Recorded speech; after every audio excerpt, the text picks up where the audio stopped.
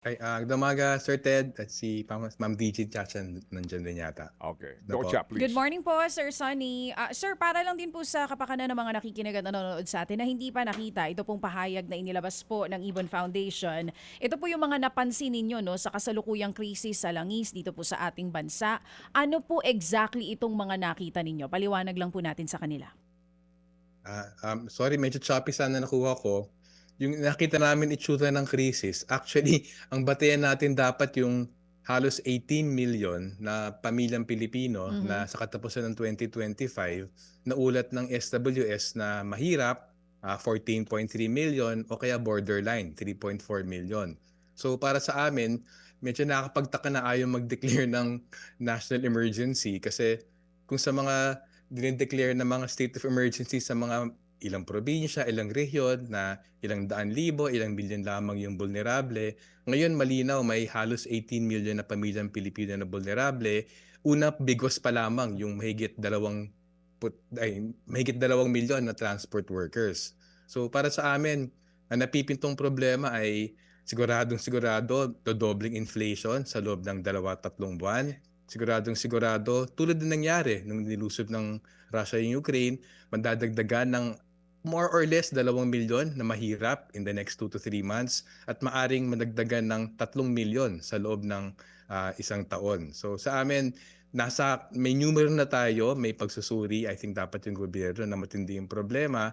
Ngayon yung panahon para sa aksyon. Hindi yung medyo magtitipid lamang, maglalabas ng tulong, pang press release, pero um, yung milyong-milyong madadagdagan na mahirap at iba dyan galing sa mga lower middle class, medyo naghihintay ng solusyon. Pero parang hindi handa or wala sa wisyo ng gobyerno na magbigay ng tugon na karapat-dapat naman given yung seriousness ng sitwasyon. Oo. Sir Sunny, unahin po muna natin ito kasi nagkaroon na rin tayo ng oil crisis before. Nagtaas na rin po yung presyo ng langis in the past. Pero ano pong difference nun with what's happening now? Gaano katindi yung epekto nito dito sa Pilipinas? Kasi nga po nabanggit nyo rin doon sa pahayag nyo.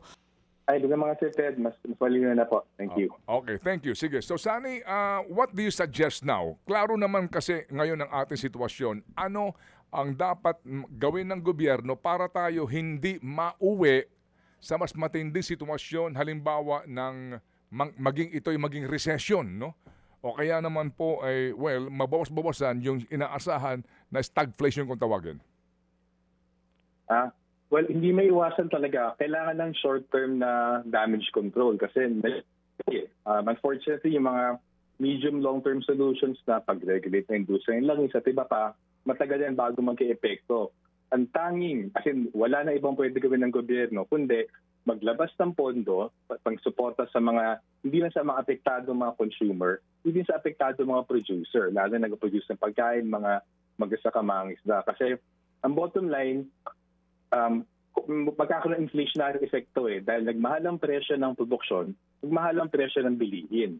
So napakalinaw, ang kailangan rendahan dyan yung tulak sa gastusin ng mga producer para hindi mapasa yung mas mahal na presyo dun sa mga consumer na ang konti-konti ng kita matutulak sa kahirapan. So walang choice, alam ko nag-react yung mga tao palagi sa subsidio, ayuda, pero yun ang realidad. Nasa sitwasyon tayo na nagmamahal ang krudo, magmamahal ang pagkain at iba pang pati ang pangailangan. Kailangan punuan yon kahit papaano ng gobyerno. So kaya napaka-frustrating siguro para sa marami yung inanunsyo ni Pangulo Marcos sa kanyang video nung isang araw. Yung binibigay niyang suporta ngayon, tulong, una, hindi para sa lahat, hindi sapat sa tindi ng problema, tapos panandalian lamang. At siguro ang isang gusto namin madiin, yung pagkakaiba nito dun sa COVID, yung COVID, pangbihiran talagang pangyayari yon at parang medyo nakuha ko sa choppy kanina, may tanaw naman na darating yung bakuna. Pero ngayon kasi, yung gano'n ng gobyerno, ang pinagbabatayan niyang premise, ay hindi, ganyan talaga lo na merkado. So bahala na mag-adjust yung mahirap na Pilipino, bahala na mag-adjust yung middle class. Maling pag-iisip yun kasi kung sa COVID, hindi pa sigurado kung anong magiging epekto. Ito sigurado na. Sigurado magmamahal presyo ng bilihin, sigurado daming mahirap, sigurado may diskal ng ekonomiya, babagal tayo, baka 4% or less. Sigurado to doble at the minimum yung inflation. may kasiguruhan na. So kailangan lang punaan yung kakulangan. Okay, Sunny, sorry kasi ang lawak nitong problema. Opo, let me just absorb itong kung maaari lang para hindi gaanong masakit sa batok ang ating usapin. Sa ngayon, may AX na ang gobyerno. In place ito naman, sabi ng DSWD, meron din tayong fuel subsidy, DOTR, in place na yan, nangyari na yan noon. Sabi mo ngayon, dapat din magkaroon ng subsidy para sa bilihin sa pagkain, basically, at tulong sa mga middle class. Can you please specify lamang sa paanong pamamaraan ito ngayon? Mukha kasing hindi ito kasama sa programa ng gobyerno. Yung AX nila, obviously, ang pangalan ay Assistance for Individuals in Crisis Situation. Pero yun, identified lang nila yung mga sinasabi na pupunta ka sa kanila at magpapakilala kang in crisis ka, hihingian ka ng pera pero hindi ka sigurado kung magkanong cash, pero dito sa kanilang subsidy sa transport, klaro 5,000 sa mga chuper ng tricycle.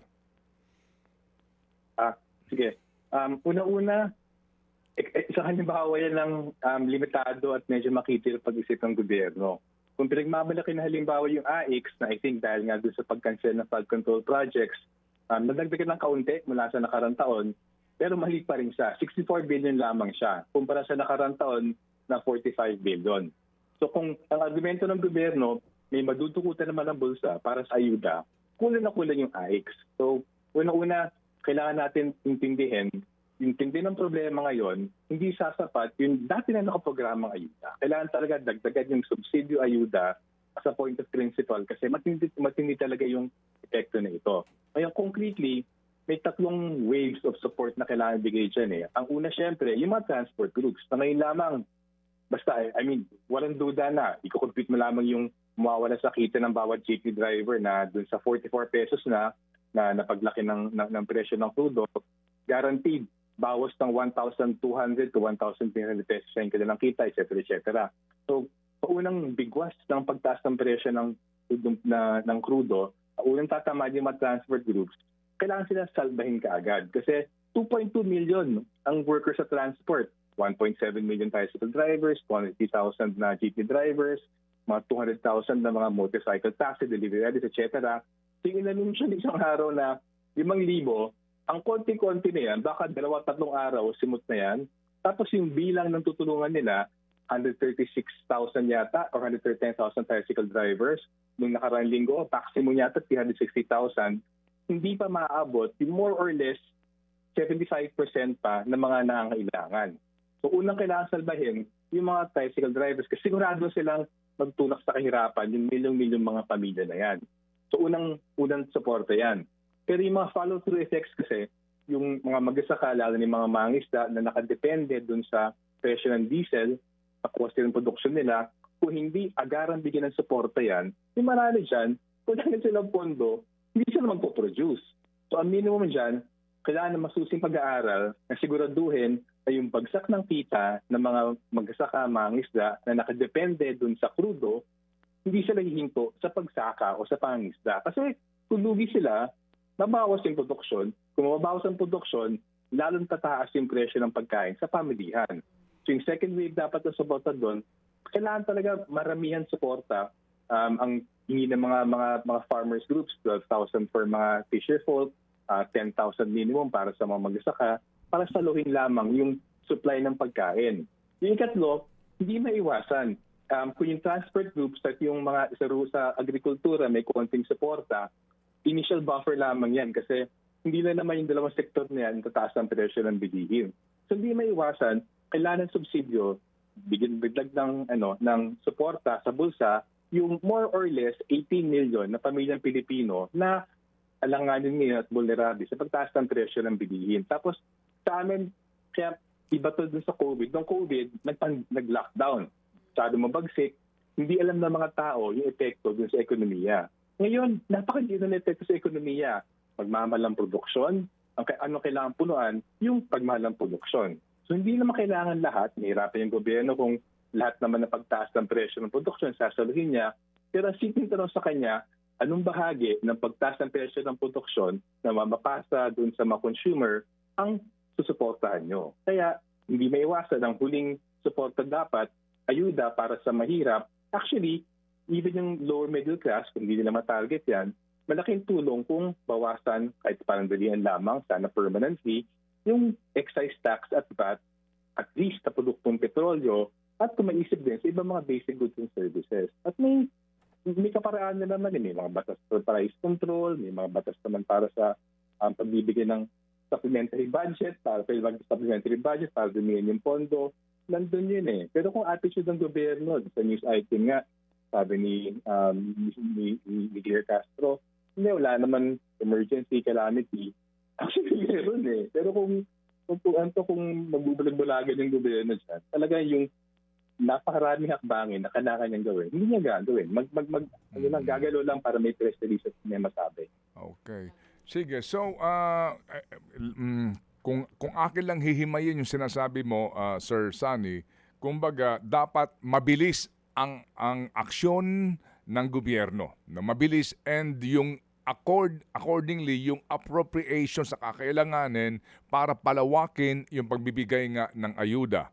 Ngayon, sa usapin ng budget, hindi ba dapat na ngayon kasi may mga nakalaan na sa budget, di ba? At this time, di ba dapat ang presidente mismo, ang Kongreso, magkaroon na ng pagpupulong at desisyon doon sa realignment ng budget? Kasi ang AIX 60 billion lang, sabihin na po natin na okay, wala tayong choice, sila ang magdidistribute niyan. Bahala na kayo paano niyo ipamamahagi sa lahat na nasa transport sector. Pero paano nga yung farmers? Sa farmers may alokasyon, maliit lamang, etc. Hindi ba ngayon yung budget mismo ng Pilipinas dapat magkaroon na ng realignment? Ay, sa amin, garantisadong kailangan yan kasi kung yung ayuda programs lamang, yung dalawa lamang naman na may konting lockdown, yung AIX nga, 64 billion, tapos yung tupad, nagdagan na about 4 billion yata to 22, 23 billion. Oo. Mauubos ka agad yon. So, agree kami, ang usapin ng revenues, usapin ng budget, tatlong dapat gawin. Una, yung pondo na nandyan, huwag nagtitirin. Kumbaga, gamitin na, ilabas ka agad para may sapat na tulong sa lahat na nangailangan. Ikalawa, realignment within the current budget, pwede naman siya, pero I think kailangan mag-pass ng supplemental budget kasi we argue yung mga pork barrel projects, meron pa naman, nagtinanggal na naman, flood control. Pero yung pork barrel sa kalsada, gusali, nandiyan pa rin. Pwede naman sabihin, 20% ng mga hard infra, hard pork barrel nyo, i-convert sa social services at huwag makikialam yung mga mambabata sa pag-distribute niyan. So, ang estimate namin kung 20% ng ganong klaseng hard infrastructure projects, kung i-realign siya, more or less, baka meron ng 150 to 200 billion pesos yan.